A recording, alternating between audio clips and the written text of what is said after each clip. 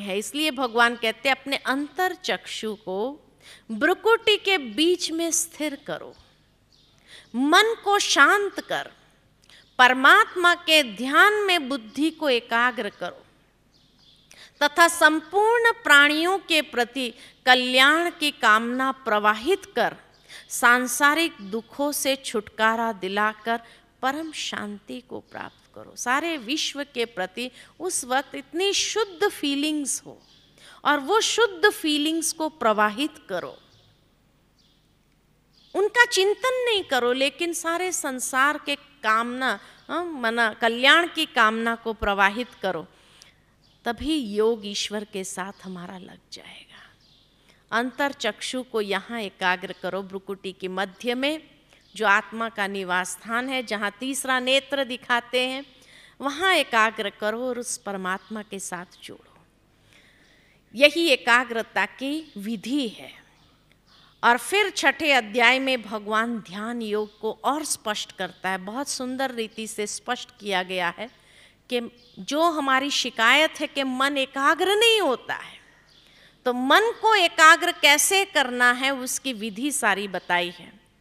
और सबसे पहले बताया कि मन को मित्र बनाओ, क्योंकि मन अगर शत्रु बन जाएगा तो वो एकाग्र होने नहीं देगा। इसलिए मन को मित्र बनाने की ज़रूरत है। भगवान कहते मनुष्य को अपनी आत्म उन्नति करनी चाहिए, आत्मा की अधोगति न होने दे, क्योंकि जीवात्मा स्वयं का मित्र है और शत्रु होता है। जीवात्मा ही स्वयं का मित्र है और शत्रु भी होता है।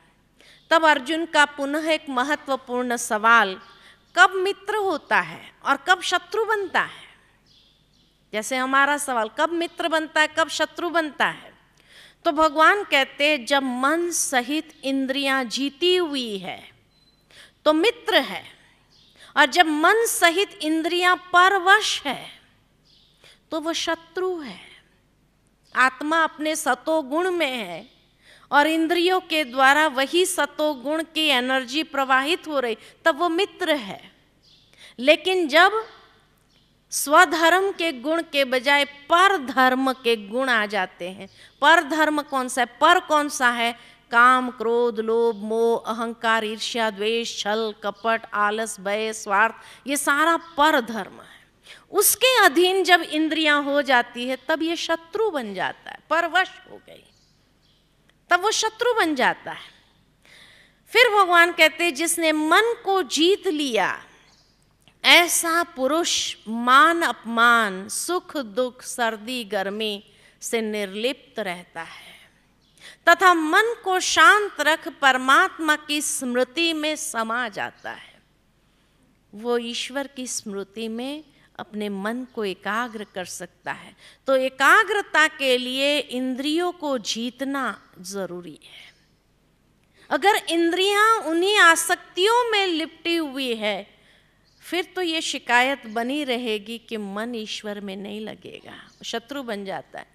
और यहाँ भगवान बहुत सुंदर विधि बताते हैं ध्यान करने की। शांत अंतकरण, अंतकरण को शांत रखो, भय रहित। योग करने जब बैठो मन में किसी भी प्रकार का भय नहीं होना चाहिए, निरसंकल्प हो जाओ। ब्रह्मचर्य व्रत में स्थित योगी को पवित्र एकांत स्थान में आसन लगाकर दृढ़ता पूर्वक सीधा बैठकर मन, इंद्रियां तथा कर्मों को संयम में रखकर निराकार परमात्मा में मन, बुद्धि और दृष्टि को एकाग्र कर हृदय में शुद्ध भावना से योग अभ्यास करना चाहिए। अब योग किसको कहा गया है ये यहाँ स्पष्ट किया है। पहले युद्ध की बात बताई कि इसको जीतो, इसको जीतो, इसके ऊपर विजय प्राप्त करो, फिर योग लगेगा, है ना। शांत अंतकरण, भय रहित ब्रह्मचर्य व्रत में स्थित योगी को पवित्र एकांत स्थान में आसन लगा करके। अब आसन लगाने का महत्व क्या है यहाँ पर? तो भारतीय संस्कृति के अंदर जब ध्यान में बैठते हैं तो 3 आसन विशेष बताए गए।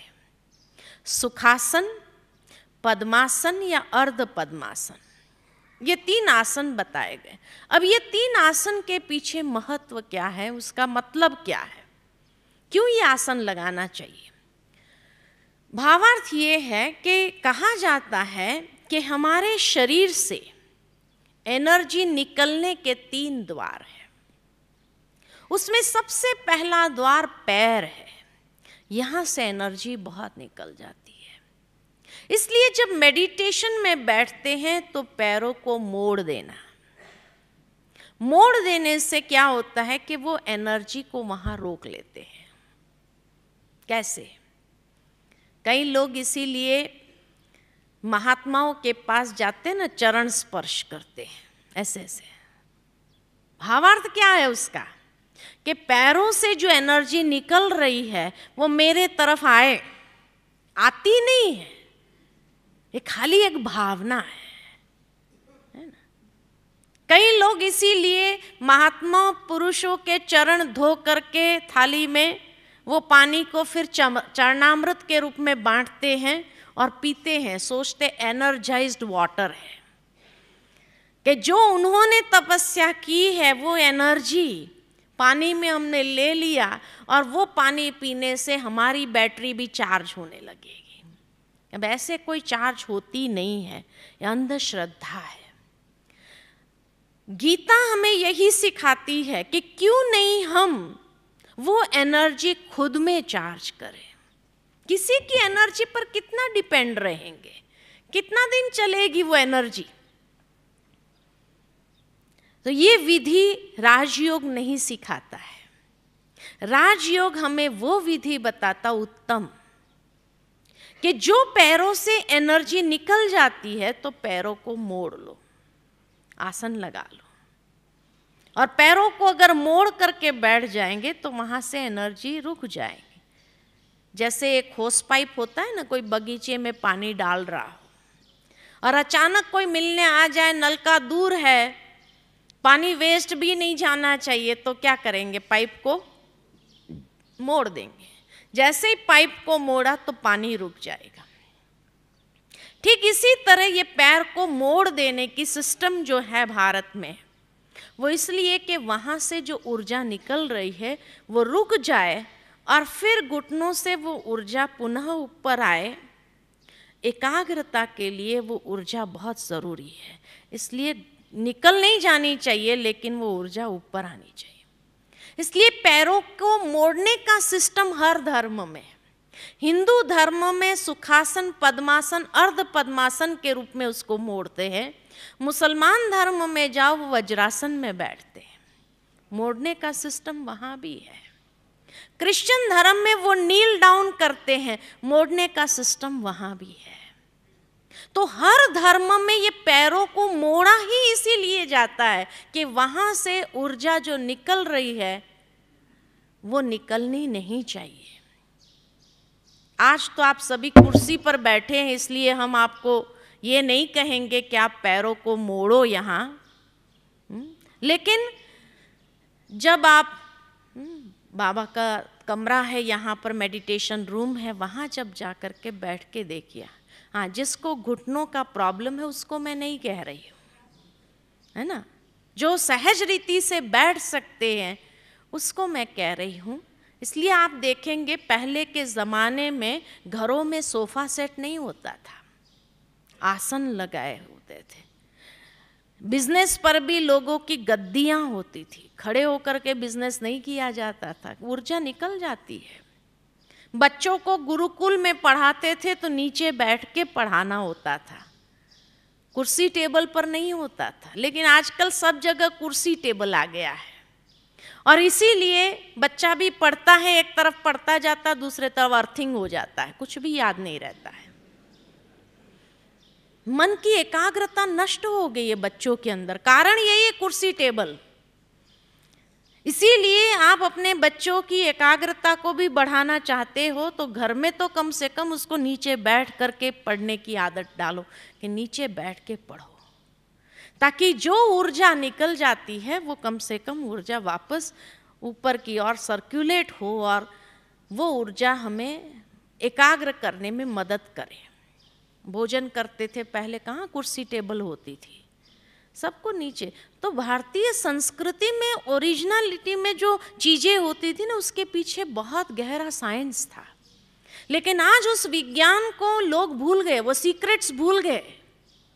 इसलिए जो वेस्टर्नाइज स्टाइल है उसको बहुत जल्दी अडॉप्ट कर लिया, और इसीलिए व्यक्ति बहुत दिन के अंत में इतना थका हुआ आता है, घर में आता है तो एनर्जी नहीं है उसके अंदर, सारी अर्थिंग हो जाती है उसकी एनर्जी। अच्छा, दूसरा द्वार है शरीर के ऊर्जा को निकलने का, ये हाथ। यहाँ से भी बहुत ऊर्जा निकल जाती है, इसलिए लोग महात्मा के पास जाते हैं तो आशीर्वाद चाहते हैं कि हाथ रखे सिर पे, हाथ रखने के लिए कहते हैं।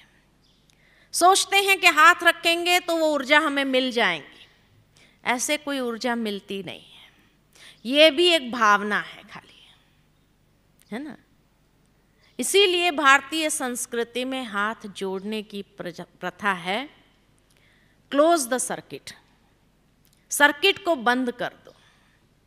इसीलिए जब ध्यान में बैठते हैं या प्रार्थना करने बैठते हैं, आसन लगा करके और हाथ जोड़ करके, आप दिलवाड़ा जाएंगे देखने के लिए, वहाँ 108 मूर्तियाँ हैं, ध्यान की स्थिति में दिखाई, हाथ को फोल्ड कर दिया, यानी वो ऊर्जा का फ्लो कांस्टेंट होना चाहिए। तो इसीलिए हाथ जोड़ने की विधि है ना। और तीसरा द्वार है ये आंखें। आंखों से भी ऊर्जा बहुत निकलती है। कोई व्यक्ति के मन के अंदर छल कपट स्वार्थ कुछ भी होता है, उसकी आंखें बताती है, क्योंकि आंखों से भी ऊर्जा निकलती है कांस्टेंट। किसी में क्रोध है, कोई पवित्र है, शांत प्रकृति का, वो भी उसकी आंखें बताती है। पॉजिटिव हो नेगेटिव हो, सारी भावनाओं सारी ऊर्जा आंखों से निकलती है। इसीलिए लोग जब मंदिर जाते हैं ना तो क्या कहते हैं, कोई पूछ ले अगर कहाँ जा रहे हैं तो कहते हैं दर्शन करने जा रहे हैं, दर्शन करने। लेकिन वहां जाने के बाद व्यक्ति क्या करता है, आंखें बंद कर देता है, और भगवान की आंखें खुली है। तो किसने किसका दर्शन किया? हाँ, गए थे दर्शन करने, लेकिन दर्शन करा के आ जाते हैं, प्रभु मैं नीच पापी खलकामी, हाँ, कपटी हूँ, गंदा हूँ, बंदा हूँ। भगवान ने ऊपर से नीचे तक देख लिया ये बंदा कैसा है। फिर तो ये कहना चाहिए ना कि दर्शन कराने जा रहे हैं, दर्शन तो किया ही नहीं हमने। और इसीलिए भगवान को भी यही कहते हैं लोग कि हे प्रभु आपकी कृपा दृष्टि, अमी दृष्टि हमारे पर बनी रहे। भगवान कृपा करता है दृष्टि द्वारा, तो रिसीव करने वाला कहां से रिसीव करेगा? अगर तीनों द्वार बंद हो गए तो आएगी कहां से? आज अगर मैं सारे खिड़की दरवाजे हॉल के बंद कर दूं और फिर कहूं बाहर की रोशनी, सूर्य का प्रकाश अंदर आता ही नहीं है, लेकिन उसमें गलती किसकी है, मेरी है या सूर्य की है?